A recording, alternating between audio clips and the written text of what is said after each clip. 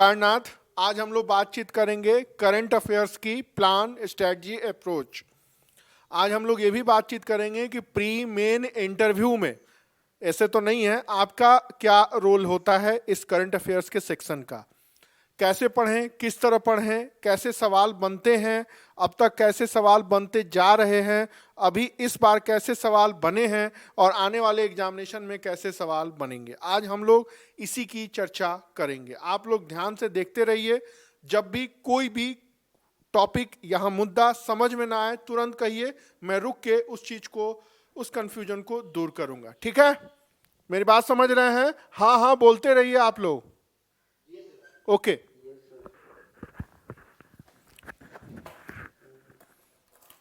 जरा बोर्ड पर देखिए। आई थिंक आपको कुछ दिख रहा होगा। कलर ये है ना? हाँ, बोर्ड पर देखिए, हमने लिखा है करंट अफेयर्स।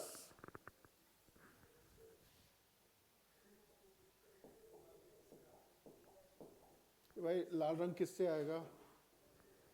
लाल रंग किससे आएगा? लाल रंग किससे आएगा? जरा देखना। लाल रंग नहीं है ना?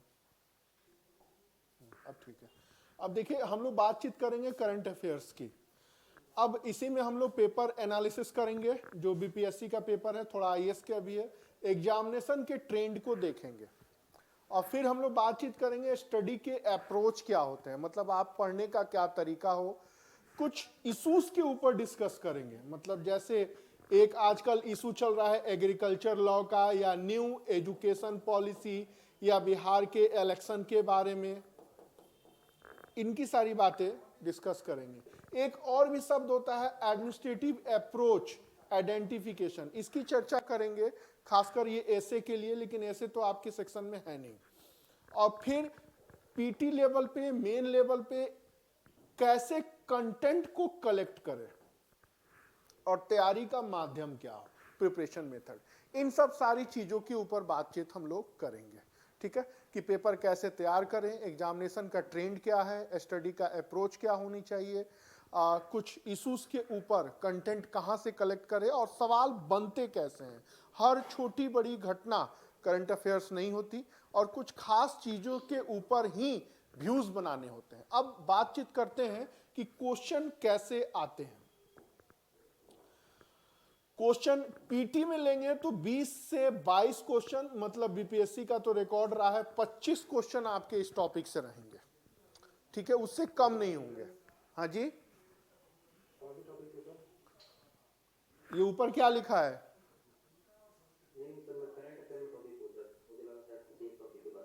नहीं, करंट अफेयर्स के इन टॉपिक से बोल रहा हूं, 25 क्वेश्चन लगभग रहेंगे। मेंस में 60 to 70% एरिया कवर करता है। किसमें? एनवायरमेंट में, पॉलिटी में, और फिर गवर्नेंस, या जो भी आप कह ले, या अन्य लेकर के 60 to 70%। हिस्ट्री को छोड़ दें तो हो सकता है न्यू एग्रीकल्चर पॉलिसी, बोडोलैंड समझौता, ईरान और अमेरिका की लड़ाई, ईरान और इजराइल की लड़ाई, ठीक है, या अभी कोविड इफेक्ट, या न्यू एग्रीकल्चर पॉलिसी है ये करंट। बट अगर आप देखेंगे तो ये पॉलिटी से भी जुड़ा है, इकोनॉमी से भी जुड़ा है, इन्वायरमेंट से भी, आईआर से भी। तो ये लगभग इतने परसेंट एरिया कवर करता है। ये ऐसे आपके सेक्शन में नहीं है। और इंटरव्यू का तो 100% एरिया कवर करता है। अभी भी इंटरव्यू चल ही रहे हैं।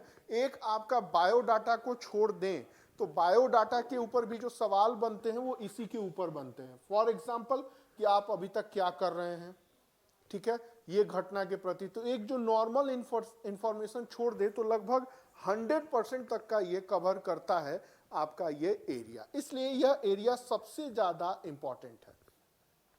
अब हम लोग थोड़ी सी बातचीत करते हैं जो एग्जामिनेशन में सवाल पूछे जाते हैं उनके बारे में। थोड़ा आईएएस का भी पेपर हम लोग डिस्कस करेंगे, क्योंकि बीपीएससी एकदम आईएएस को फॉलो करता है।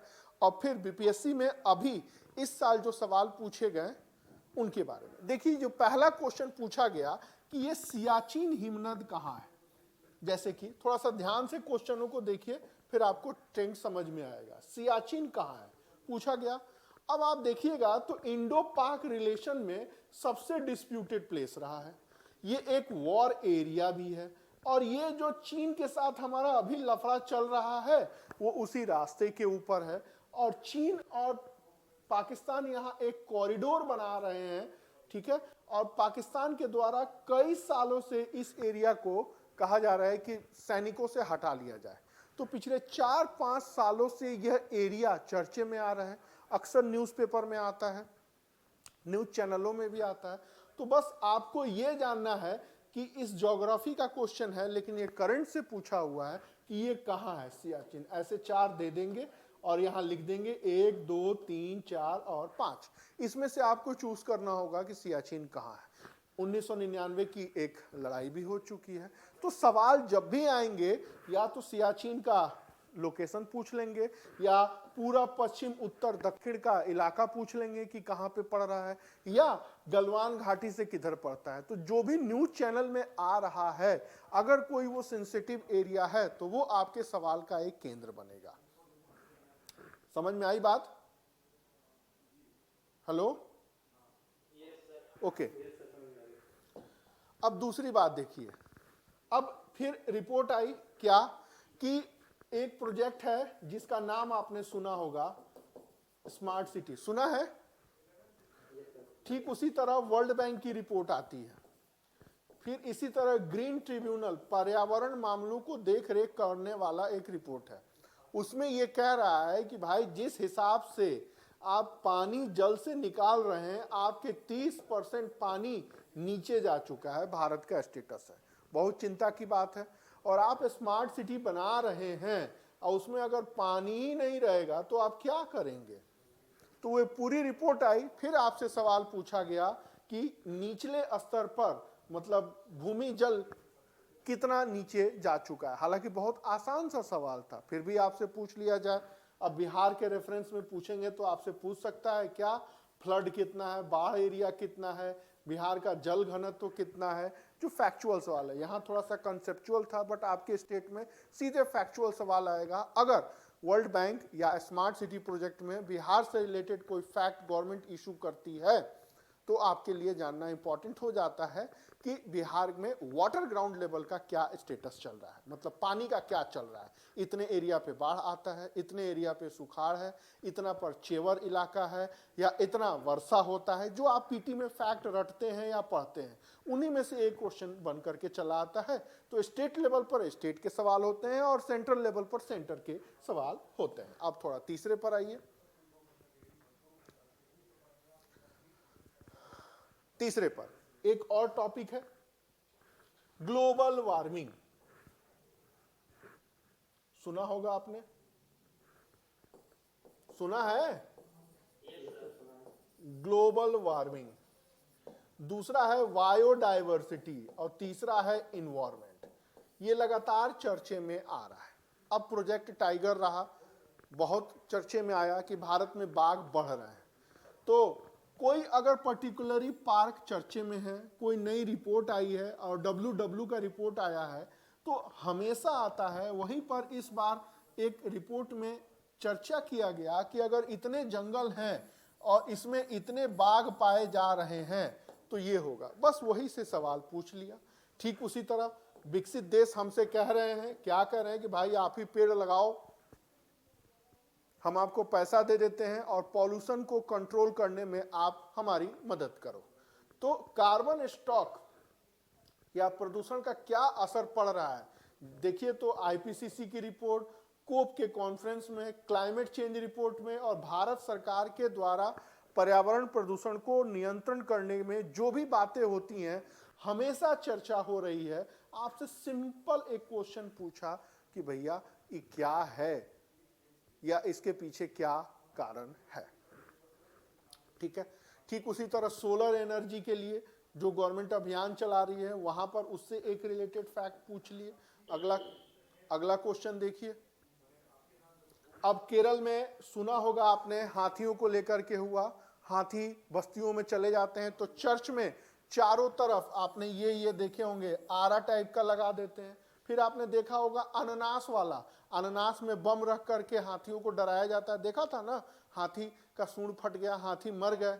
तो उस पर भी एक कमेटी बनी, कमेटी ने अपना रिपोर्ट दिया, केरल की एक घटना, चर्च की घटना, अनानास का बम फटा, एक रिपोर्ट बना, उसमें कहा गया कि गजिस्ट्रेशन पीरियड। अब आप बता सकते हैं कि एक हाथी का गजिस्ट्रेशन पीरियड कितना होता है? जैसे हम लोग की माँ 12 महीने अपने शरीर में हम लोगों को रखती हैं, उसी तरह एक हाथी अपने शरीर में बच्चों को कितने दिन तक रखता है, या एक हाथी का बेबी कितने दिनों के ड्यूरेशन में होता है? गजिस्ट्रेशन पीरियड क्या है आप बताएं जरा। जैसे ह्यूमन बॉडी का गजिस्ट्रेशन पीरियड 12 मंथ है, हम लोगों को 2 साल 45 दिन, मतलब एक तरह से 2.5 साल। अच्छा, कोई और बोलेगा? नहीं, 10 साल है। 10 साल में एक बच्चे होते हैं उनके, 2.5 साल तो अपने पेट में रखते ही हैं, 10 साल का गैप होता है, मतलब एक हाथी 10 साल में एक बच्चे को जन्म देता है। ठीक है, तो ये एक बहुत बड़ा फैक्ट है। जब ये आई तो हाथियों से रिलेटेड फैक्ट्स आए कि कहाँ हाथी हैं, कैसे हैं, कमेटी ने क्या रिपोर्ट दिया, तब आपकी रिस्पॉन्सिबिलिटी बनती है कि एलिफेंट से रिलेटेड जो कुछ भी एक नॉर्मल इंफॉर्मेशन है वो आप उसको जानें। क्या कि एलिफेंट कहाँ है, एलिफेंट को कंजर्व करने के लिए कौन सी पॉलिसी चल रही है, एलिफेंट को अभी किस तरह का करंट की घटना चल रही है, और भी कई अन्य और तरह की चीजें। चूंकि यह रिपोर्ट में चर्चे में था इसलिए एकदम आसान से सवाल आया। आजकल आप ये नया सुने होंगे व्हाट्सएप, फेसबुक लफड़ा, तो आप में से बता सकते हैं ये व्हाट्सएप का लफड़ा क्या चल रहा है? कोई बताएगा? हाँ, किस चीज को लेकर के चल रहा है? अभी भी चल ही रहा है। फिर आपसे पूछ दिया कि भैया आधार डेटा में सुप्रीम कोर्ट का डिसीजन, सिंपल सा पूछा, इसको लेकर के क्या चल रहा है। ठीक है, अब आप फिर आइए, किसानों का आंदोलन हो गया, सरकार ने बोला है क्या कि किसानों की इनकम डबल करेंगे, इतना लोन दे रहे हैं, इतना ये हो रहा है, इतना ये हो रहा है। सिंपल सा सवाल आया एग्रीकल्चर इन्वेस्टमेंट पॉलिसी से। ठीक है, अब फिर आगे देखिए, किसानों को लोन देने के लिए 1998-99 में केसीसी प्लान आया। अब उसकी रिपोर्ट आई कि इतना केसीसी बढ़ चुका है, इसने 2 आय गुनी इतनी हो गई है, कर्ज माफी का मुद्दा आया और एसबीआई ने कहा भैया हम लोन नहीं देंगे। तब फिर उसके ऊपर कमेंट की बात आई, तो आपसे सिंपल पूछा गया केसीसी के बारे में। पीटी ये है और यही आपका मेंस है, कोई बाहर से मेंस नहीं आएगा। इकोनॉमी की किताब में केसीसी के बारे में बस इतना लिखा रहेगा, कब शुरू हुआ, क्या हुआ, मेन एम क्या है, बाकी जो परफॉर्म है वो ये है परफॉर्मेंस। मेंस के जो सवाल बनेंगे वो यही बनेंगे कि उन उद्देश्यों की चर्चा करें जिससे केसीसी शुरू किया गया। क्या आप इस बात से सहमत हैं कि किसानों की समस्या को शॉर्ट आउट करने में केसीसी सफल हुआ है? अपने विचार बिहार के विशेष संदर्भ में दें। तो आप वहीं पे चकरा के गिर जाते हैं। क्या इकोनॉमी की किताब में तो ये है ही नहीं। तो यहीं पर आपको करंट के साथ जब चीजें जोड़ के पढ़ेंगे, करंट के साथ जब चीजों को समझ के पढ़ेंगे, तब आपको आइडिया लगेगा कि हाँ भाई, एग्रीकल्चर वेलफेयर के नाम पर जो ये केसीसी चला था, इसके परफॉर्मेंस में ये रिपोर्ट आई है, तो ऐसे ऐसे सवाल बनेंगे। समझ में आया? ओके, अब आज का सबसे बड़ा डिस्प्यूटेड टॉपिक पर आते हैं। क्या है? मिनिमम सपोर्ट प्राइस नया आया है। प्रॉब्लम क्या है? CACP, commission of agriculture cost and price. ये 23 प्रकार के फसलों का नाम तो सुन ही लिए होंगे, भले आप लोग पढ़ें या ना पढ़ें। क्या नाम है? न्यूनतम समर्थन मूल्य। जानते हैं इसके बारे में ना? इसके बारे में नाम सुना है आपने? नहीं सुना है तो आप मर जाइए। हाँ, आज के जमाने में हम तो यही कहेंगे कि नहीं सुने हैं तो आप मर जाइए या हमें मार दीजिए। कि अगर MSP नहीं सुने हैं, किसान आंदोलन नहीं सुने हैं, तो आप पॉलिटिक्स में जाने की तैयारी करिए, CM बन जाएंगे, बीपीएससी अधिकारी नहीं बन पाएंगे। तो ये लगातार चर्चे में था, है और आगे भी रहेगा लगातार। न्यू एग्रीकल्चर बिल, समस्या क्या है, इसका क्या है, किसान आयोग क्या कह रहे हैं, और समस्याएं मतलब ये आंदोलन, ये कोई नहीं पूछेगा कि लाल किले के ऊपर चढ़ के झंडा ये गिरा के केसरी किसने फहरा दिया, ये सब नहीं आएगा। पेपर में आएगा कि गवर्नमेंट की पॉलिसी में प्रॉब्लम कहाँ है। ये कभी नहीं पूछेगा कि हेलो मेरे बोलने से हो रहा है, ओके।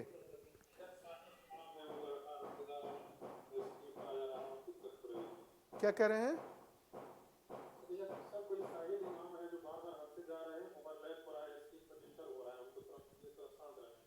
इमाम साहब थोड़ा सा शांत हो जाइए, शाहिद इमाम जी। ओके, क्या कह रहे हैं? नहीं नहीं, थोड़ा सा म्यूट कर देंगे ना तो कम्युनिकेशन।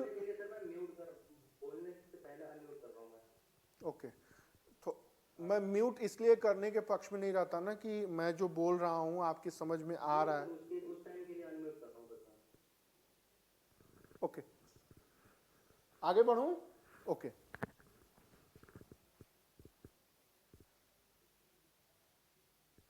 अब ये कुछ इकोनॉमी से जुड़े हुए सवाल थे कि लोन आया, उसमें क्या रहा, महंगाई को, इन्फ्लेशन को कंट्रोल करने के लिए ये आए, आरबीआई का ये रहा, बैंक को लेकर के ये रहा। तो ये सब कुछ करंट के ही क्वेश्चन है जो मैं आपको बता रहा हूं। फाइनेंशियल डेप्थ हुआ, बजट में चर्चा, ट्रिम्स को लेकर के। अब चूंकि आप लोग इकोनॉमी नहीं पढ़े हैं इस वजह से आया। इंडो श्रीलंका के बीच में क्या विवाद है, G20 की बैठक क्या रही, क्या रहा। कहने का मतलब है 21 क्वेश्चन आए हैं यूपीएससी में, जिसमें से ये सेक्शन रहा इकोनॉमी का, करंट का, इन्वायरमेंट का। तो कहने का मतलब है सवाल हमेशा यही आते हैं। अब आते हैं कि आपके पढ़ने का तरीका क्या हो। बोर्ड पर ध्यान से देखिए, सबसे बड़ी बात आता है कि आपका स्टडी का अप्रोच क्या है, इसके ऊपर बात करें, क्या क्या पढ़ें। ठीक है, अब पूरे इस सिलेबस को देखेंगे तो सबसे पहले आता है इकोनॉमिक एक्टिविटी। ठीक है, तो जो भी पॉलिसी आती है देश की उसके बारे में, जैसे न्यू एग्रीकल्चर पॉलिसी, जैसे बैंक जो डूब रहे हैं उसके बारे में, जैसे किसानों के कल्याण को लेकर के। तो इस तरह की तमाम चीजें हैं जो इसमें आएंगे। ये हो गया आपका इकोनॉमिक पॉलिसी। ठीक उसी तरह इन्वायरमेंट का सेक्टर है, ठीक उसी तरह इस देश में पॉलिटिकल इशू हैं, इंटरनेशनल इश्यूज हैं, सरकार की योजनाएं हैं, नए घोषणाएं हैं, साइंस एंड टेक है, सोशल इशू है, ज्योग्राफिकल इशू है, और ऑर्गेनाइजेशन रिपोर्ट और इंडेक्स है। इतने सारे सेक्टर बनते हैं करंट अफेयर्स के, तब जाकर के आपको इतने क्वेश्चन मिलेंगे। समझ में आया?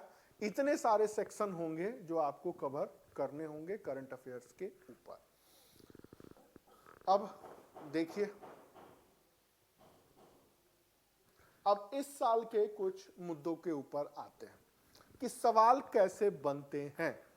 इस साल देखें तो अभी आप लोग पढ़े नहीं हैं, एक संस्था है, पता नहीं आपने नाम सुना है या नहीं, जिसका नाम है फाइनेंस कमीशन, जिसको बोलते हैं वित्त आयोग। फिर आरबीआई और सरकार के बीच में झगड़ा चल रहा है। नए कृषि समस्याएं आप बिल के ऊपर देख ही रहे हैं। सरकारी बैंक लगातार डूब रहे हैं, वो आप देख ही रहे हैं। चीनी उद्योगों से हमारे छोटे छोटे गृह उद्योग भी बर्बाद हो रहे हैं, देख ही रहे हैं। एनएसएसओ और सीएसओ का लफड़ा है, ये भी आया हुआ है, और सरकार ने कुछ नए बैंक बनाने की बात कही है। फिर इधर आ जाइए, कोविड का प्रभाव देख ही रहे हैं। एफडीआई, फॉरेन डायरेक्ट इन्वेस्टमेंट, अभी बात हो रही है। ठीक है, ह्यूमन कैपिटल क्या आया कि कोविड ने सब देशों की इकोनॉमी को लाचार कर दिया है, वगैरह वगैरह। ये WTO, IMF और ग्लोबल ट्रेड के ऊपर रिपोर्ट आ रही है कि हर जगह चाइना चढ़ रहा है, वगैरह वगैरह। इतनी सारी चीजें हैं एक साल में जो लगातार चर्चे में रही हैं। अब इससे सवाल कैसे पूछा जाएगा, मैं अब उसके ऊपर आ रहा हूं। इतना समझ में आया? ओके, आगे बढ़ते हैं। एक छोटा सा टॉपिक लेते हैं, फाइनेंस कमीशन। ध्यान दीजिएगा, वित्त आयोग। आपको पढ़ना है कि इसकी संरचना क्या है। तो मान लीजिए पॉलिटी वाले सर पढ़ाएंगे कि संविधान के इस आर्टिकल में है, ठीक है, ये काम क्या करते हैं, इन्होंने जो रिपोर्ट दिया है उसके बारे में पढ़ेंगे, और स्टेट के बारे में इन्होंने क्या कहा है। इन्होंने कहा है कि भाई अगर केंद्र सरकार की आय 100 रुपए है तो भारत के 29 राज्यों के बीच में और केंद्र शासित प्रदेशों के बीच में उस 100 रुपीस का 41% या 41 रुपीस आप बांटिए।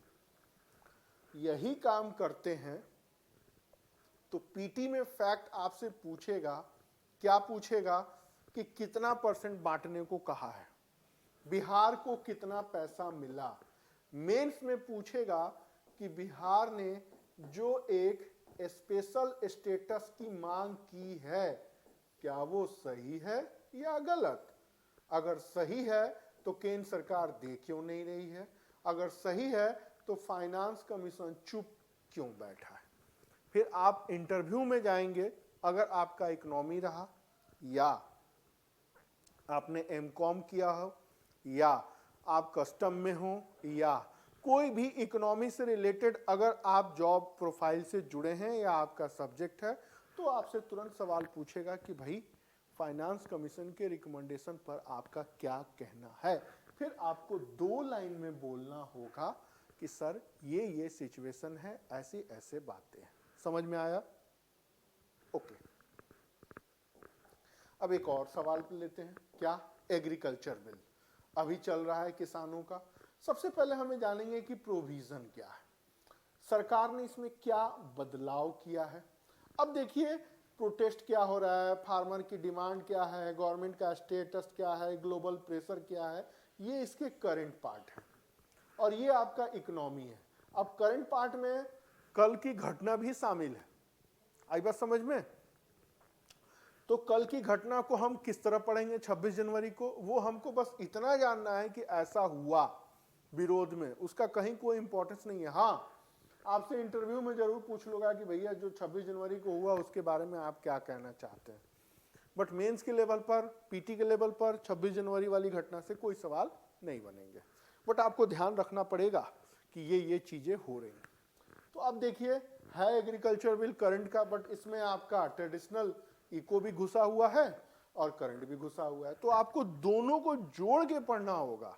सवाल कभी भी आएगा पीटी में तो करंट भी आ सकता है, इकोनॉमी से भी आ सकता है, बट मेंस में इसी पर आएगा कि किसान विरोध क्यों कर रहे हैं, सरकार किसानों की मांग क्या है, सरकार क्या कह रही है और क्या कोई इंटरनेशनल प्रेशर है तो आप बताएं। तो पीटी का तो ये रहेगा, मेंस का ये वाला सेक्शन रहेगा, इसलिए करंट अफेयर्स की भूमिका सबसे ज्यादा इंपॉर्टेंट हो जाती है खासकर एग्जामिनेशन के लेवल पर। अब एक दूसरे टॉपिक पर आते हैं। चलिए इसी के ऊपर सवाल आके कैसे देखिए पूछेंगे। बोर्ड के ऊपर ध्यान दीजिए, मैं थोड़ा सा अनम्यूट कराता हूं।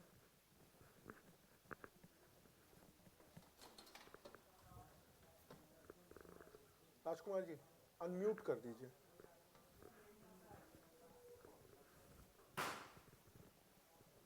अब बोर्ड पर जरा ध्यान दें। क्या कह रहे हैं? इंग्लिश में ही होगा, आपको बस मैं यहाँ पे इंट्रो दे रहा हूँ, लिखाऊंगा मैं इंग्लिश में भी, टेंशन मत लीजिए, इस सब का इंग्लिश दे देंगे आपको। ओके, अब चूंकि हमने वो प्लान हिंदी में ही किया था, I will explain everything in English, don't worry. अब मेंस में कैसे सवाल बनेंगे? इसी करंट अफेयर से, इसी चीज से बनेगा। क्या बनेगा? न्यू एग्रीकल्चर पॉलिसी क्या चेंज ला रहा है, ध्यान से सुनिएगा। न्यू एग्रीकल्चर पॉलिसी के रिजल्ट क्या है, फार्मर्स प्रोटेस्ट क्यों कर रहे हैं, ठीक है, और इस प्रॉब्लम को सॉर्ट आउट करने के लिए आप सजेशन दें। एग्रीकल्चर सेक्टर की जो भी प्रॉब्लम है उसको न्यू एग्रीकल्चर बिल उसमें क्या रोल प्ले कर सकता है, एग्रीकल्चर सेक्टर का प्रॉब्लम और चैलेंज क्या है, ये फार्मर सुसाइड क्यों कर रहे हैं, ये डेप्थ लगातार कृषकों को कैसे इफेक्टेड कर रहा है, WTO के कौन से ऐसे प्रोविजन है जिससे चैलेंज मिल रहे हैं, इकोनॉमिक डेवलपमेंट में न्यू एग्रीकल्चर पॉलिसी का क्या रोल है। देख रहे हैं जितने भी सवाल आएंगे वो आपको इसी टॉपिक के इर्द गिर्द घूमते आएंगे। आप मेरी बात समझे? हेलो? तो वही रहेगा, क्या न्यू एग्रीकल्चर बिल और उसके डायमेंशन कहीं कई तरह के होंगे। अभी जब मैं आपको करंट अफेयर्स पढ़ाऊंगा तो उसकी चीजों को बताऊंगा। पीटी में सिर्फ आपको जानना है कि कौन से रूल हैं और इससे क्या इफेक्ट होने वाला है। इफेक्ट तो यही होने वाला है, किसान कह रहे हैं कि भैया जो पहले सिस्टम चल रहा था वही तुम दो और तुम हमसे हर साल इतना जो अनाज खरीदते थे वो तुम खरीदो, सरकार करे नहीं, हम खरीदते थे वो अलग बात है, बट हम ही नहीं खरीदेंगे, अंबानी और अडानी भी खरीदेंगे। लफड़ा यही है, समझ गए ना? तो जो सरकार एमएसपी और किसानों के बीच में लफड़ा है वो इसी का है। तो अब जब सवाल बनेंगे मेंस में इस बार वो इसी से बनेंगे। पीटी की बात करें तो सिर्फ फैक्ट बनेगा, मेंस इसी से बनेगा। अब इसी टॉपिक का देखिए फिर इंटरव्यू लेवल पर क्या सवाल बन सकता है। ऐसे भी है, ऐसे छोड़ते हैं। इंटरव्यू लेवल पर ये देखिए, अगर आज आपका होता तो आप पूछते हैं कि गवर्नमेंट से फार्मर प्रोटेस्ट की क्या टॉक चल रहा है, 11th टाइम टॉक हो चुका है, क्या हुआ है। फिर आपसे पूछेगा आप इस प्रोटेस्ट को कैसे सॉर्ट आउट करेंगे, आपको बोलना होगा। फिर आपसे पूछेंगे कि ये जो एमएसपी के ऊपर जो प्रोटेस्ट हो रहा है ये सही है या गलत। फिर आपसे पूछ देंगे कि भाई ये विरोध पंजाब और हरियाणा में हो रहा है, बिहार शांत काहे है। तब आपको बोलना पड़ेगा सर एमएसपी से बिहार की खरीद सिर्फ 2% है, वो भी न के बराबर, और 80% एमएसपी की खरीद पंजाब, हरियाणा और वेस्ट यूपी की है। तो एमएसपी रहे या न रहे उससे बिहार के सेहत के ऊपर कोई प्रभाव नहीं पड़ने वाला है। इसलिए इस बिल को लेकर के बिहार में कोई हलचल नहीं है। तो अगर आपके पास फैक्ट नहीं है, अगर आपके पास डाटा नहीं है, अगर आपके पास एनालिसिस नहीं है, तो फिर आप ना मेंस का उत्तर दे पाएंगे ना इंटरव्यू का। क्या आपको अभी तक ये फैक्ट पता था? बोले? थोड़ा बहुत पता था, वो भी तब जब आपने न्यूज सुनी होगी, अच्छी तरह एनालिसिस किया होगा, तब आपको पता होगा। यही आपकी पर्सनालिटी का जजमेंट एग्जामिनेशन हॉल में होता है। कहने का मतलब है कि टॉपिक तो बस एक ही है, सवाल अलग अलग आते हैं। अब फिर आते हैं इन्वायरमेंटल इश्यूज पर। फ्लड का आया, carbon credit, biodiversity outlook report आई, टाइगर पे आया, फिर ये सारी चीजें आई। मतलब इतनी सारी चीजें आई जो इन्वायरमेंटल इशू से रिलेटेड रही। अब जब इन्वायरमेंटल इश्यूज की बात आएगी तो आपको पढ़ना होगा sustainable development, climate change, natural disaster, national international जो इश्यूज हैं, biodiversity, water preservation, pollution, disaster management, और कोई भी नई घटना घट रही है, प्लान आ रहा है, प्रोग्राम आ रहा है, रिपोर्ट आ रहा है, इंडेक्स आ रहा है।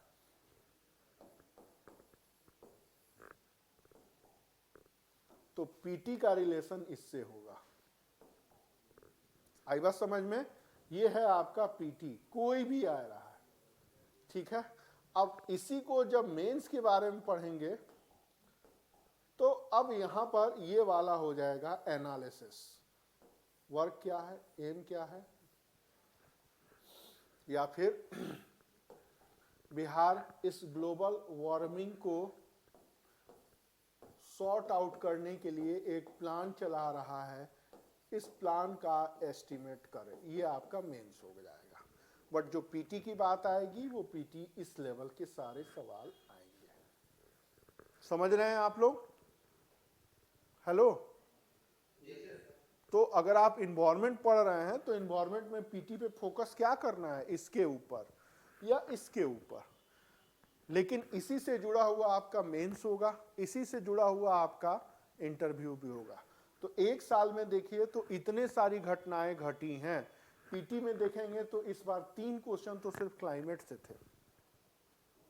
ठीक है, तो ये सब सारी चीजें हैं जो उभर करके आ रही हैं। अब आगे देखिए,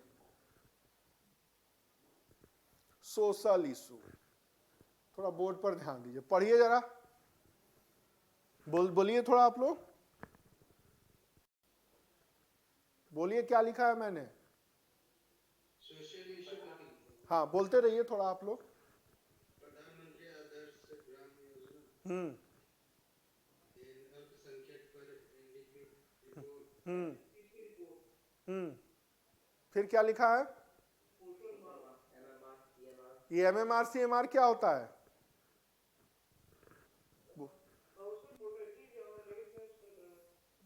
जच्चा बच्चा रहे सुरक्षित, ये भारत की पहचान, हो रहा भारत निर्माण, लगाओ पल्स पोलियो का टीका, सुने हो। हाँ, तो MMR maternal mortality rate, CMR child mortality rate. पोषण महीना, ये क्या लिखा है, ये क्या लिखा है, फिर ये ऊपर देखिए, और बोर्ड, बोर्ड नहीं, ये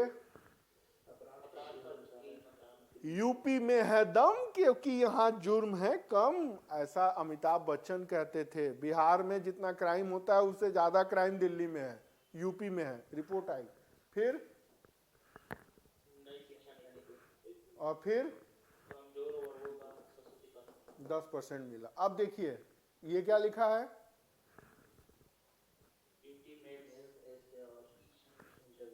ओके। अब देखिए यहां क्या लिखा है, थोड़ा आप लोग बोलिए, सब लोग बोलिए, ये क्या लिखा है, ये क्या है,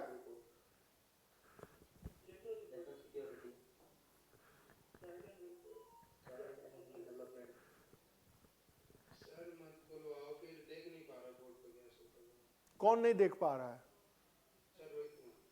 आप लोग सारे लोग बोलिए।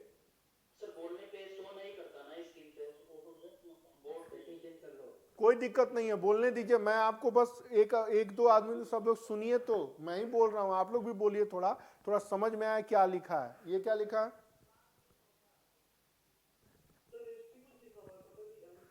अच्छा। अब ये पढ़िए क्या लिखा है,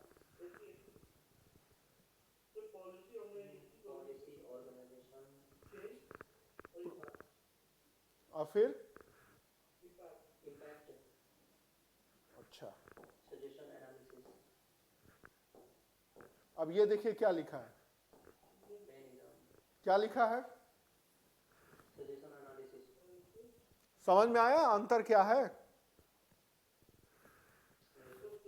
आपसे पूछ देगा कि इस कॉन्स्टिट्यूशन के किस आर्टिकल में भाई वेलफेयर के बारे में है, पीटी है, कॉन्स्टिट्यूशन के किस आर्टिकल में 10% आरक्षण दिया गया जनरल कैटेगरी को, या कॉन्स्टिट्यूशन के किस आर्टिकल में मौलिक अधिकारों से जुड़ा है रिजर्वेशन का मामला, कॉन्स्टिट्यूशन के किस आर्टिकल में वुमेन्स कमीशन की बात कही गई है, एससी एसटी का 10 साल के लिए रिजर्वेशन फिर बढ़ाया गया है लोकसभा, राज्यसभा और विधानसभा में किस आर्टिकल के तहत। तो ये हो गया क्या,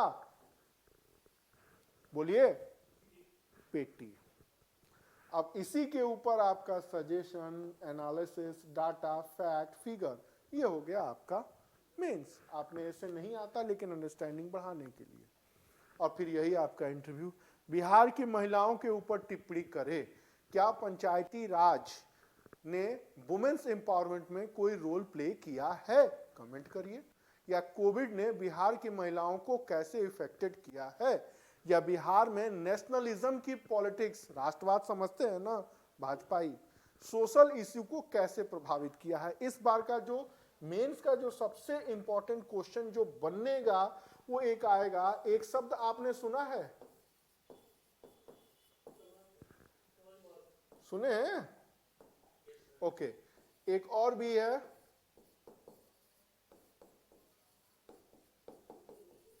नाम सुने, लालू प्रसाद जी की पार्टी, नीतीश बाबू की पार्टी, सब लोग किसकी बात करते हैं? यही दो बात।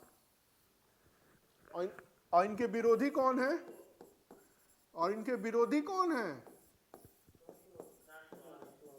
इस बार पक्का क्वेश्चन आएगा, मेंस के लिए तैयार रहिए। पीटी में भी आएगा क्वेश्चन, क्या कि which article related to socialism या which constitution amendment the word socialism included in the preface of our constitution, या संविधान के किस संशोधन के तहत समाजवाद शब्द का जुड़ाव या समाजवाद शब्द जोड़ा गया संविधान की प्रस्तावना में। ऐसे पीटी होते हैं। मेंस में क्या होगा कि what you think about nationalism and socialism. क्या आप इस बात से सहमत हैं कि बिहार की राजनीति में राष्ट्रवाद ने समाजवाद को प्रभावित किया है? अपने विचार आप दें। अब आप बताइए, प्रभावित किया है या नहीं किया है? कैसे किया है बताएं? बिहार के सोशलिज्म को नेशनलिज्म ने कैसे इफेक्टेड किया है? एक दो पॉइंट बताइए आप लोग। थोड़ा मेरी क्लास में ना दोनों तरफ से कम्युनिकेशन होता है, एक तरफ से नहीं। आप भी लगातार बोलते रहिए, जब मैं लिखाऊंगा भी ना तो भी आपको बोलना पड़ेगा। बताइए, एक दो पॉइंट्स बताइए।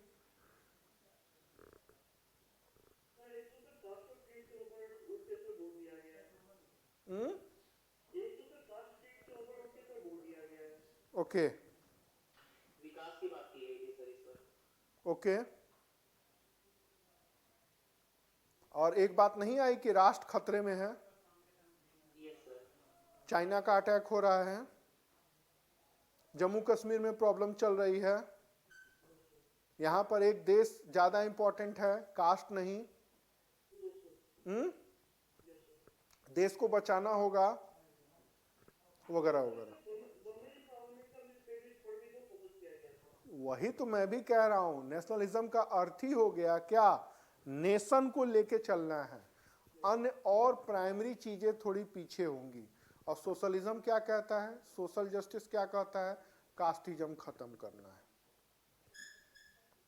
तो अब ये सवाल आपके मेंस में इस बार पक्का आना ही है, इंटरव्यू में रोज पूछा जा रहा है। तो पीटी पे आपसे पूछेगा क्या कि समाजवाद, सामाजिक न्याय या सोशलिज्म, सोशल इशू किस आर्टिकल से रिलेटेड है या इसका अर्थ क्या है। पीटी में इससे ज्यादा अन्य और सवाल बनने की आशा नहीं है, बट मेंस का पूरा सवाल यहीं से बनेगा और एकदम नए तरीके से बनेगा। आप पेपर उठा के देख लीजिए कि पिछले 15 सालों से हर साल सवाल बनता ही बनता है, क्या बिहार की पॉलिटिक्स में कास्ट एंड रिलीजन का कंट्रीब्यूशन।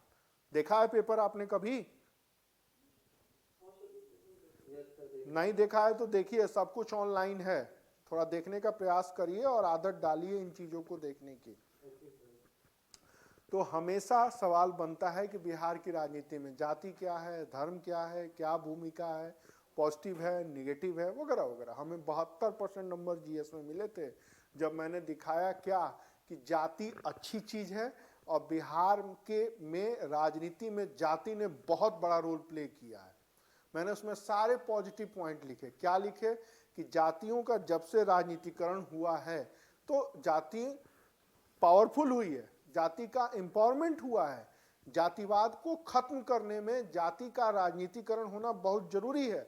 हर जाति के लोगों के कैंडिडेट चुने जाए, तभी न जाके विधानसभा में हंगामा करेंगे, वर्चस्व बनाएंगे और कुछ अगड़ी जातियों के जो प्रभाव वर्चस्व बन गए थे उनको तोड़ेंगे। लालू प्रसाद ने यही तो किया। भूरा बाल साफ करो, भ से भूमिहार, र से राजपूत, ल से लाला और ब से ब्राह्मण। देखने में थोड़ा सा, सुनने में बड़ा दुष्टई लग रहा है, हमको भी बड़ा बुरा लगता था, लेकिन धीरे धीरे सोचे कि समाज में चेंज ऐसे ही आता है। डेमोक्रेसी इसी का नाम है। क्या? जातियों को इकट्ठा करो, बुरी चीज तो है, सत्ता पे कब्जा करो और भेदभाव वाले नीतियों को खत्म करो, एक पॉजिटिव माहौल बनाओ, इक्वल बनाओ। अब फिर क्या हो गया? लालू जी सत्ता में तो आ गए, सामाजिक न्याय की बात, बट उनका सामाजिक न्याय सिर्फ 2 ही जातियों तक रहा, बाकी जाति को भूल गए। मुस्लिम और यादव हट गए 15 साल में। फिर नीतीश बाबू आए, अब उनका भी समाजवाद देखिए कुछ खास जातियों के इर्द गिर्द घूम रहा है। तो नीतीश बाबू का भी समाजवाद को उस खास जाति के ऊपर। तो कहने का मतलब है कि समाजवाद जाति को खत्म करने की आइडियोलॉजी बहुत अच्छी है, इसको झुनझुना थमा करके लोग सत्ता में आते हैं, लेकिन सत्ता में आते ही कुछ खास जातियों के इर्द गिर्द घूमने लगते हैं। तो समाजवाद एक बहुत अच्छी आइडियोलॉजी है, लेकिन यह समाजवाद अब चेंज हो गया है जातिवाद में, और नेशनलिज्म इसी जातिवाद को प्रभावित कर रहा है। समझ में आया आपको? हेलो? तो जो पीटी में सवाल बनेगा वो एकदम फैक्चुअल बनेगा कि which article related to socialism, but जब आप पढ़ेंगे ना तो इसको पूरा डिटेल आपको पढ़ना पड़ेगा, नहीं तो सवाल समझ में नहीं आएगा, आप तोते की तरह रट लेंगे, पीटी भी निकल जाएगा, लेकिन जहां मेंस की बात आएगी घाम से आप वहीं गिर जाएंगे, इंटरव्यू में तो बोल ही नहीं पाएंगे। यही कारण है कि जो बच्चे पीटी मास्टर होते हैं, पीटी निकाल लेते हैं, वो मेंस में नहीं क्वालिफाई करते और इंटरव्यू में तो गिर ही जाते हैं। तो आप ऐसे तरीके से पढ़ाई करिए जिसमें पीटी, मेंस और इंटरव्यू तीनों सेक्शन क्लियर हो, और कोई बड़ी बात नहीं, जैसे मैंने अभी आपको बताया 2 मिनट में आपको सोशलिज्म क्लियर कर दिया, 2 मिनट में नेशनलिज्म क्लियर कर दिया। अब नेशनलिज्म के कुछ positive point, 2 point negative, 2 point positive, हो गया। इससे ज्यादा कुछ और जानने की जरूरत है नहीं, आपको विद्वान नहीं बनना, आपको एग्जाम को क्वालिफाई करना है, नॉर्मल चीजें हैं वो हो जाएंगी। आगे बढ़ो। हेलो?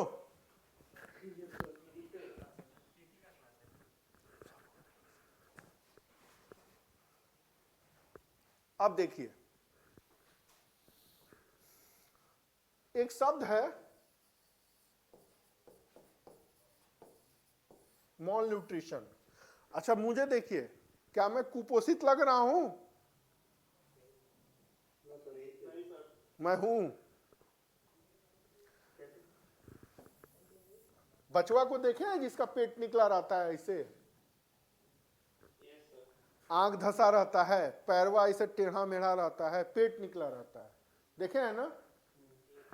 ये कुपोषित है। मैं भी कुपोषित हूं। कुपोषित का मतलब कम वजन के अलावा ज्यादा वजन वाला भी होता है। अच्छा, किसी बच्चे को देख के कहेंगे कुपोषित में, तो आपको क्या कहना पड़ेगा? प्रोटीन, विटामिन, कार्बोहाइड्रेट, मिनरल्स वगैरह वगैरह क्या है शरीर में, क्या है? कम है। बस तो आपको यही जानना है कि गवर्नमेंट ने क्या प्रोविजन की है, स्टेट ने क्या निर्देश दिए हैं। जैसे बिहार ने इस महीने को कुपोषण सप्ताह मनाने की बात कही है। सवाल आए, आगे भी आएगा कि किस डेट को कहा है, या एक संस्था है जो चल रही है, या एक और नाम सुने होंगे, मिड डे मील, सुना है आप लोगों ने? बस तो यही सब सवाल पूछेंगे, और मेंस में कैसे ऐसे ही बनेंगे, पीटी में ये बनेंगे, मेंस में ये बनेंगे, तो पीटी का ये हो गया सवाल। इससे ज्यादा कुछ और जानने की जरूरत नहीं है। कितने कैलोरी अनाज चाहिए, कितना वजन चाहिए। अब ये बताइए, बच्चा जब जन्म लेता है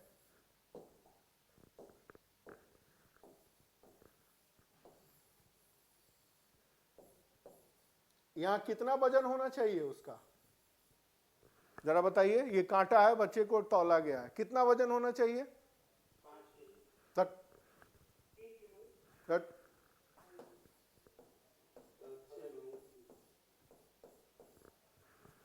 क्या लिखा है मैंने?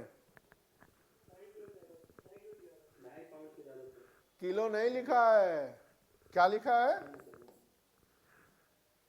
पाउंड है। पाउंड से ज्यादा होना चाहिए। अगर इससे बच्चा कम हो रहा है, क्वां क्वां रो रहा है, तो समझ लीजिए बच्चा कुपोषित है। समझ में आया? दुबला पतला, इस तरह की कई तरह की चीजें। अब देखिए, एक दूसरा और टॉपिक लेते हैं, पढ़िए जरा क्या लिखा है। Okay, first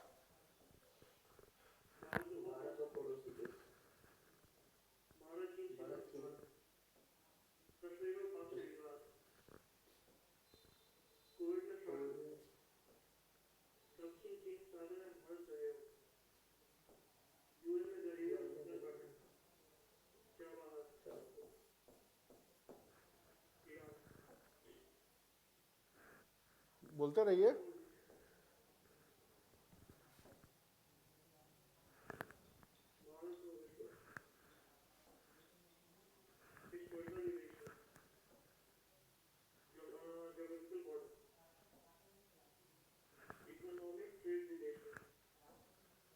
cooperation, debate, challenge, which was the word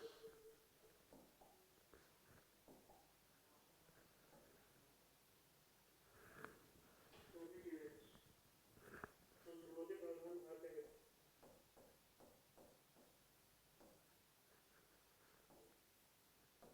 suggestions, assure not best and clear? क्या क्लियर समझे आप, बताइए जरा। सर इसमें जो भी जैसे डेट और आर्टिकल से रिलेटेड है वो सारे सर इसमें आ जाते हैं पीटी में और जो मुझे सर जैसे मतलब सर जैसे कुछ सजेशंस हो गया या फिर जो भारत का कुछ स्टैंड है किसी भी चीज को लेके तो वो सारे सर मेंस में आ जाते हैं। लेकिन दोनों की तैयारी एक ही जैसे होती है, हम लोग तोते की तरह रट लेते हैं। जैसे एक छोटा सा टॉपिक दे रहे हैं,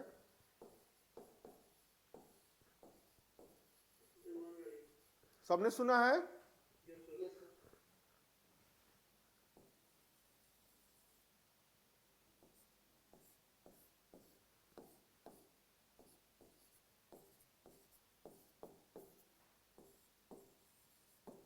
अब ये लद्दाख के किधर है जरा देख के बताइए। नंबर दिया है मैंने, चुनिए। हो रहा लद्दाख, आंसर क्या होगा?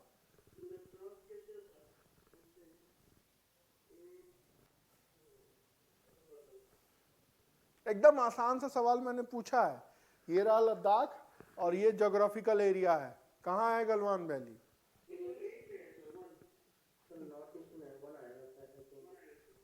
बस तो हो गया, यही आपका पीटी है। समझ में आ गया?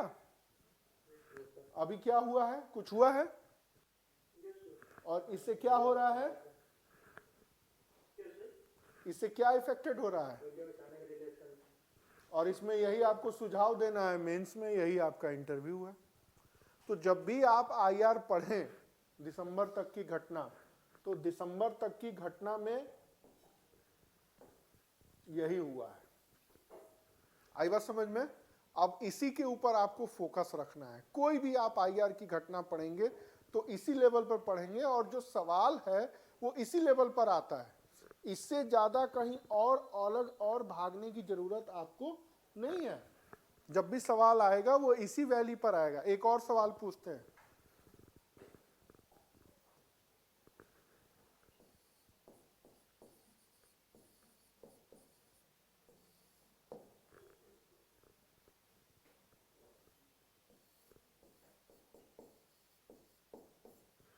किस राज्य में है?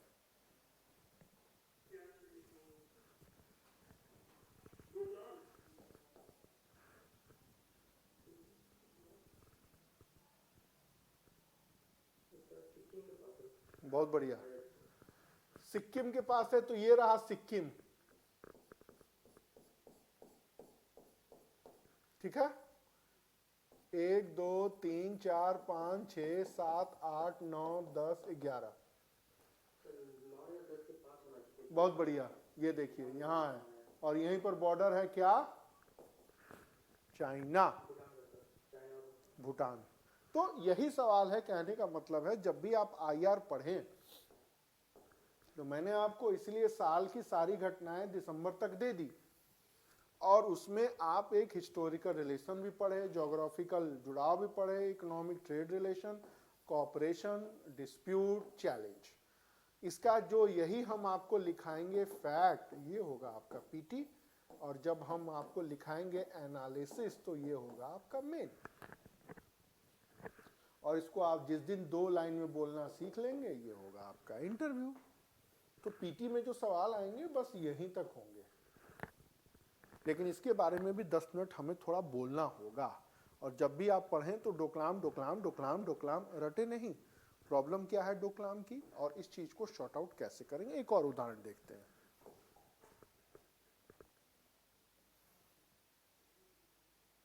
ये देखिए क्या टॉपिक है, बोलिए। ओके, अब इधर आइए।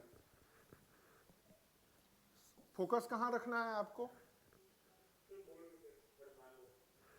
दूसरा, तीसरा, चौथा, ओके, पांचवा, ठीक है, समझ में आ गया। सवाल जब भी आएंगे पीटी पर कहां से आएंगे? अब मेंस पर आइए। आपकी आइडियोलॉजी पूछी जा रही है, कॉपरेशन कहां कहां है, चाइना एक प्रॉब्लम कैसे है, दोनों की एग्रीमेंट नहीं हो रहा है, वर्ल्ड पॉलिटिक्स में क्या है, चीन की क्या रोल हो सकता है, दोनों के बीच में जो प्रॉब्लम चल रहे हैं उसको कैसे नॉर्मलाइज करेंगे। इंटरव्यू में अगर आज आपको बोलेंगे तो क्या पूछेगा, जरा पढ़िए।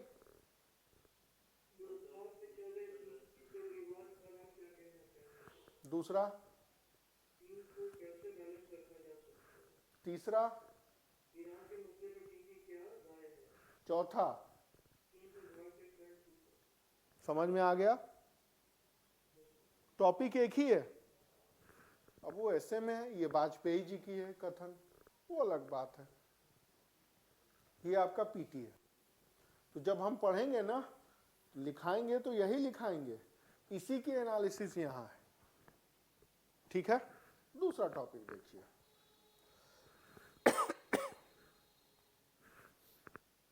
बोर्ड पर देखिए क्या लिखा है।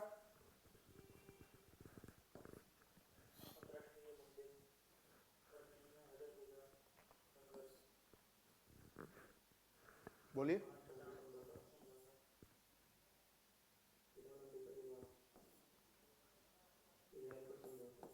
आया था ना। सबसे पहले किस देश ने किया है?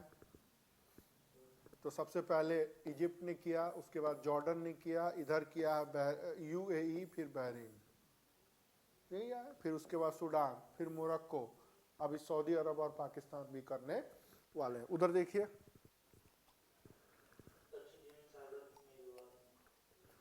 फिर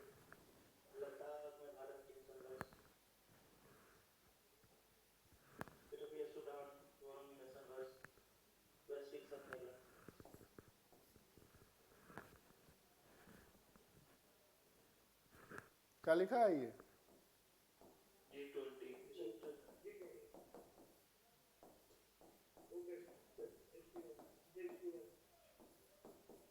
कुछ तो नाम सुने होंगे भाई। ओके,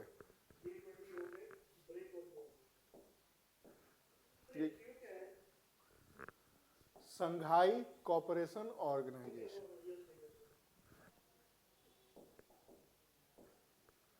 ये क्या है? पीटी। डिस्प्यूट क्या है, इंडिया का रिएक्शन क्या रहा, इंडिया का स्टैंड क्या रहा, और इंडिया कहां कोऑपरेट कर रहा है। बीपीएससी में सिर्फ यही पूछेगा, यूपीएससी में थोड़ा सा और पूरा। मेंस में क्या रहेगा देखें जरा, कब से कब तक, और क्या रहा। 250 वर्ड्स में आपसे पूछेगा, 100 वर्ड में आप ये देंगे और 150 वर्ड में आप यहां देंगे, दो हिस्सों में बांट लीजिए, तो 75 और 75। ऐसे ही हम तैयार करते हैं कि सारे उत्तर को आप कैसे लिखें। अगर ये आपके दिमाग में रहेगा तो 2-2 पॉइंट तो आप लिख ही लेंगे। तो अभी पूरे मेंस की क्लास में 2 साल में हमने यही ट्रेन किया बच्चों को। फिर अब देखिए यहां पर क्या आएगा। अब आप में से कोई जवाब देना चाहेगा मुझे? देखिए क्या कोई बोलेगा?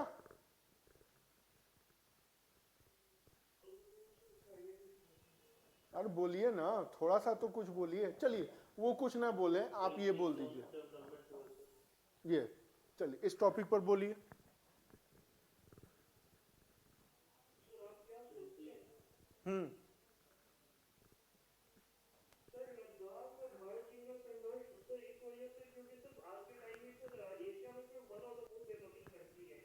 बहुत बढ़िया। और sir China is somehow fear of this thing कि इस वक्त पे जो है इंडिया जो उसकी जगह ले सकती है। एक इमर्जिंग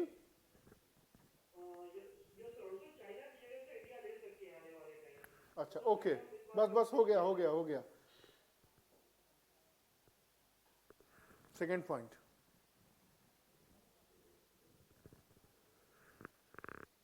सर ये हमारे लिए सर अच्छी बात तो नहीं है कि सर हमें पड़ोसी देश से लड़ रहे हैं, but sir somehow this is like this shows that we are developing and sir China has the fear of this thing, तो सर हम डेवलप कर रहे हैं और सर चाइना को इस बात का सर डर है। Okay very good. अब आप थोड़ी कोई और बोले।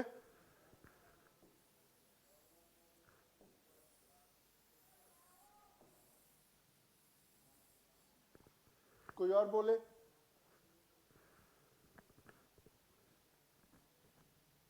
हेलो, सब लोग लिखने के लिए ही बैठे हैं क्या? थोड़ा दिमाग भी चले, कुछ बोलिए। आपका मार्क्स नहीं कट रहा है, सिर्फ लिखने के लिए मत बैठ। आइडिया नहीं है? ओके, इस पे आइडिया हो सकता है।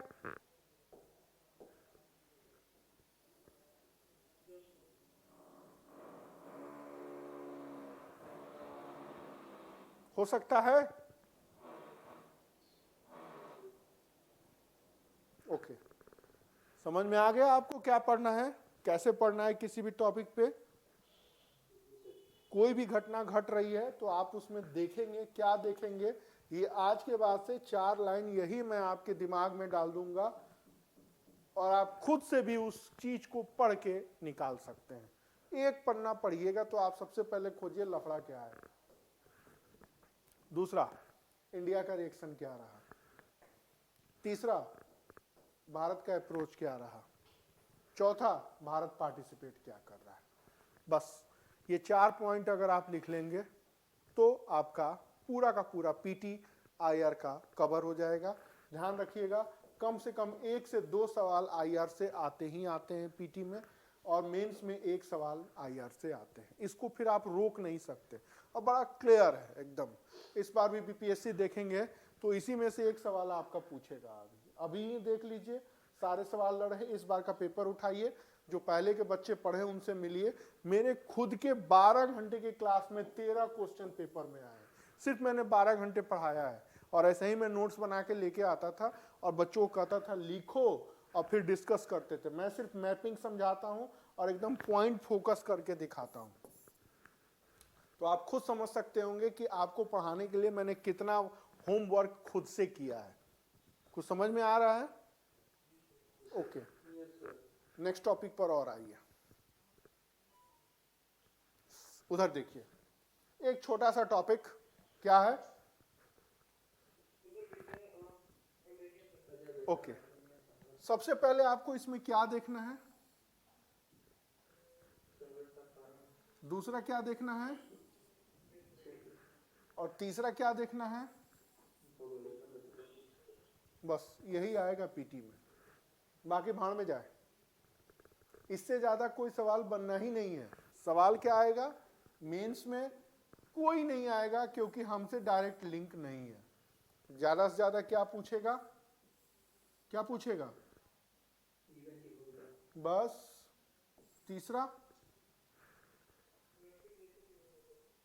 हो गया। अब देखिए, लेकिन यहां अगर आप आज इंटरव्यू देने जाएंगे तो आपसे पहला सवाल क्या पूछेगा, देखिए कितने बनते हैं सवाल, पढ़िए। दूसरा,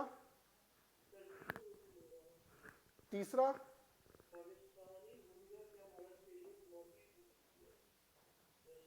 चौथा, पांचवा, छठा, सातवां,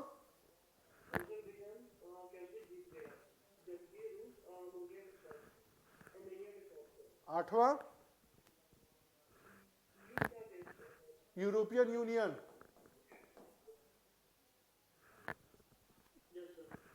ये क्या आ रहा है फिर?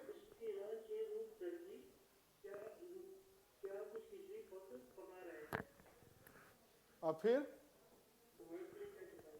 इतना अगर आपने सोच लिया ना तो सीधे एस जयशंकर बन जाएंगे। बट मैं आपको इसलिए बता रहा हूं कि पूरे इस वॉर में मैंने लगभग मैं पर डे 7 अखबार और 12 मैगजीन में डेली पढ़ता हूं।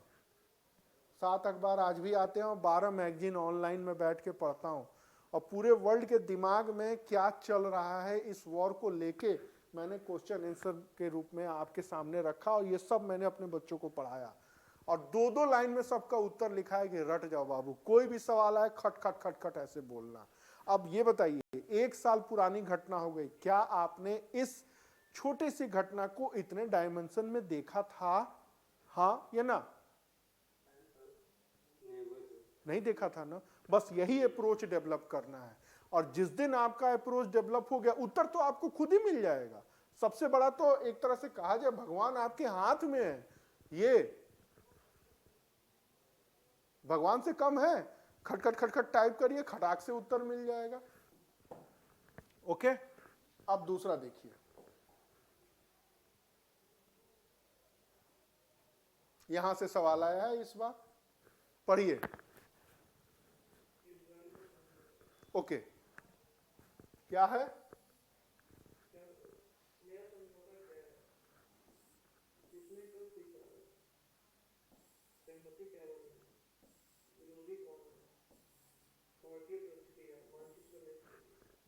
सवाल किससे आया आपके पेपर में? बस, लेकिन इतने सवाल बनते हैं। ओके, अब इधर आइए। ये क्या है?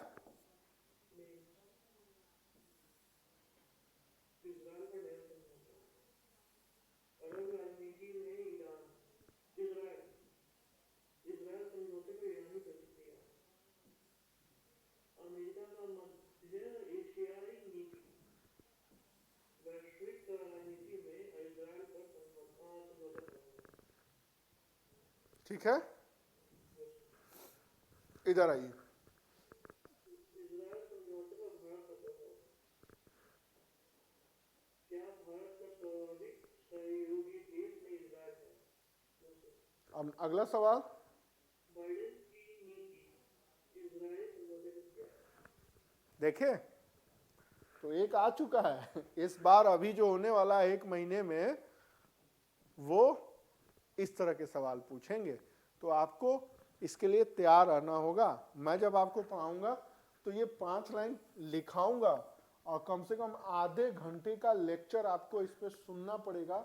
देन आपको आइडिया होगा कि प्रॉब्लम कैसे शॉर्ट आउट हो सकता है। आगे बढ़ूं? ओके जी, सब लिखाना पड़ता है। ये देखिए मैप, देखिए कैसे मैप में पढ़ाना पड़ता है। अभी मैं आपको अभी इसका दूसरा पार्ट दिखा रहा हूं। ये क्या लिखा है? ये क्या है? ये क्या है? ये गोलन पहाड़ी। ये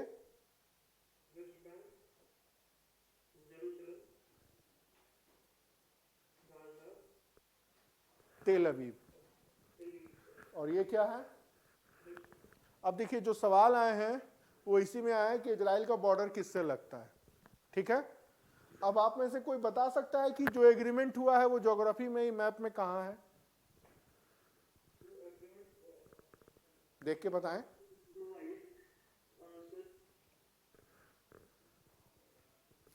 अभी देखिए पीटी में बिहार यहीं तक है, देख रहे हैं ना? Hello hello, okay. तो सवाल अभी इतने बनेंगे पीटी में। क्या बनेगा जरा देखिए क्या लिखा है। यरूशलेम किस दिशा में है? पूरा पश्चिम उत्तर दक्षिण। कहां है यरूशलेम?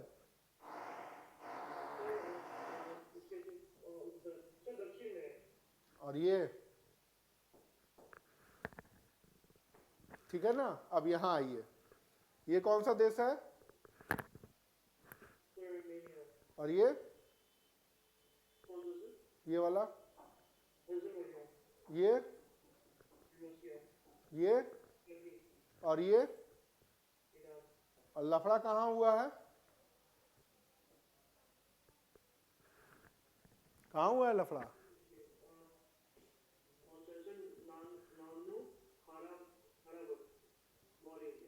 नागनो काराबाख वॉर एरिया, ये कहाँ पे है जरा देखिए लोकेशन में, ये तो जानते हैं ना मैपिंग में, ये कहाँ है ये?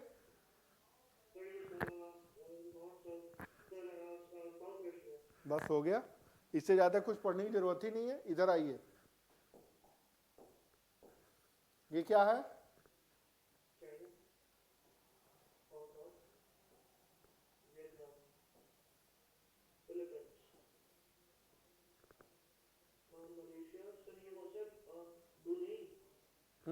अब देखिए ये दो आइलैंड है ना?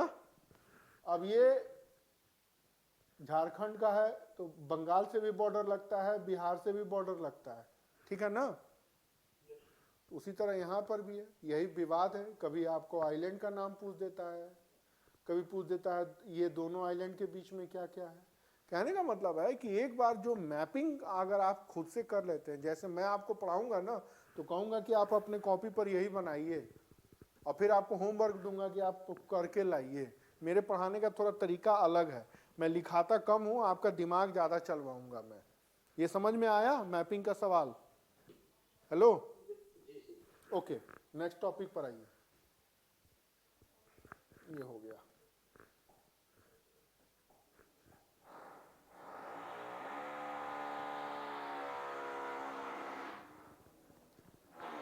आइए अब कुछ चीजें नोट करते हैं।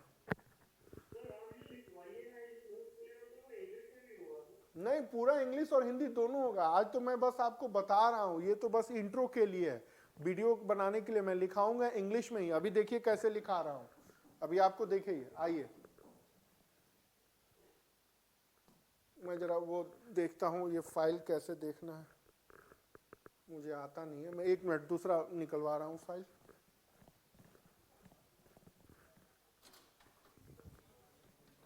राजकुमार जी,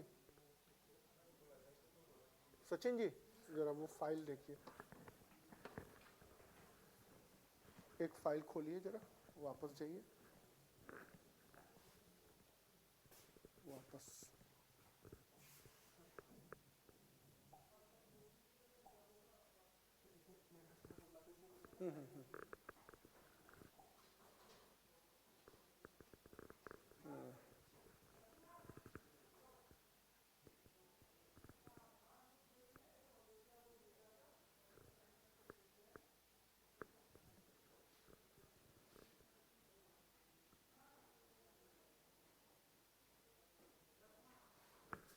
जो मेरा सेव किए हैं दूसरा वाला फाइल निकालिए, दूसरी वाली फाइल मेरी जो अभी सेव की है ना, इसमें हाँ गड़बड़ हो जाता है। कोविड कोविड बस बस सब बता रहे हैं। चलिए जरा बोर्ड पर आइए, कॉपी निकालिए और इसको लिखिए, शुरू करिए, नोट करिए। ये देखिए राजकुमार जी, बोर्ड पे क्या आ रहा है?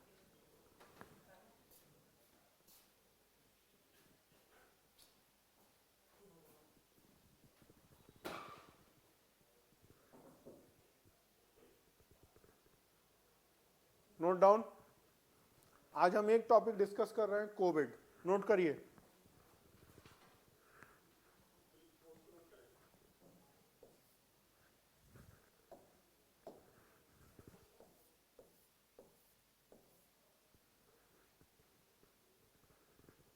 ये 4 चीजें,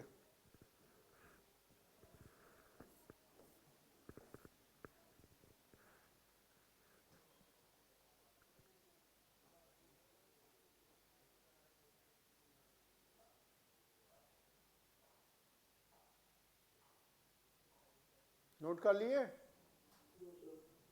जल्दी करिए, आप जैसे हो जाए तुरंत बोलिएगा हमको। ओके, सारे लोग नोट कर रहे हैं?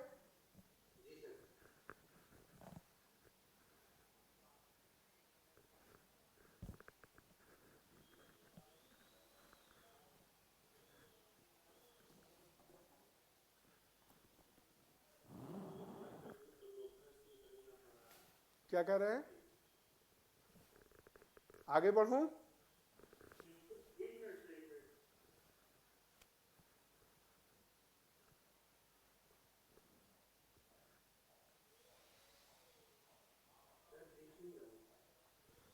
दिख नहीं रहा? प्रॉब्लम आ रही है क्या दिखने में?